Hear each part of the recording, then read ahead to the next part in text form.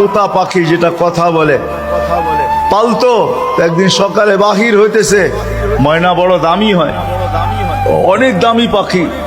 তো বাহির হইতেছে, তো ময়না জিজ্ঞাসা করতেছে মালিক কোথায় যাবে? শিকার খেলতে যাব, শিকার জঙ্গলে। আমার ভাইদের সাথে দেখা হলে আমার একটা সালাম দিও। তো যখন জঙ্গলে ঢুকছে তো যে দেখতেছে কতগুলা ময়না ডালে বসা আছে।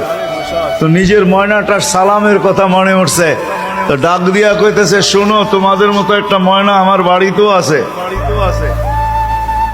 সে তোমাদেরকে সালাম দিছে। এই কথা বলতে দেরি এই ময়নাগুলা ডালের থেকে পড়া মরতে দেরি হয় না। তার মন খারাপ হয়ে গেছে যে ওর সালামে এমন কি বিষ মিশানো ছিল যে এত দামি দামি 12-13টা ময়না মরে গেল। তো শিকার না খেলেই বাড়িতে চলে আসছে।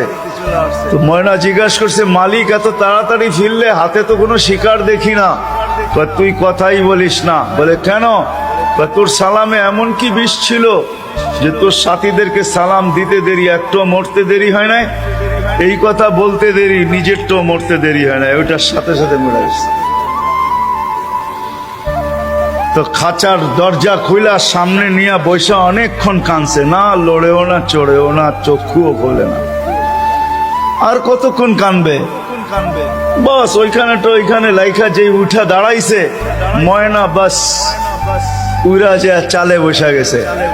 তো বলছে এটা কি করলি? আমার বন্ধুরা আমাকে খবর দিছে, দেখ আমাদের মতো যদি বাগানে বাগানে ঘুরতে চাস তো মরার আগে একবার মরার ভান করে দেখ, তুইও আমাদের সাথে উঠতে পারবি, জঙ্গলে জঙ্গলে ঘুরতে পারবি। ওইটা মরা ছিল না, ও আমাকে চিঠি দিছে, চিঠি বার্তা দিছে। এই জন্যই আল্লাহ ওয়ালাদের কাছে যাদের বয়স হয়ে গেছে আর কত করে জান আল্লাহ ওয়ালাদের কাছে পড়া থাকেন, জান আল্লাহর রাস্তায় পড়া থাকেন। মা বোনদেরকে বলবো জান মুসল্লায় পড়া থাকেন।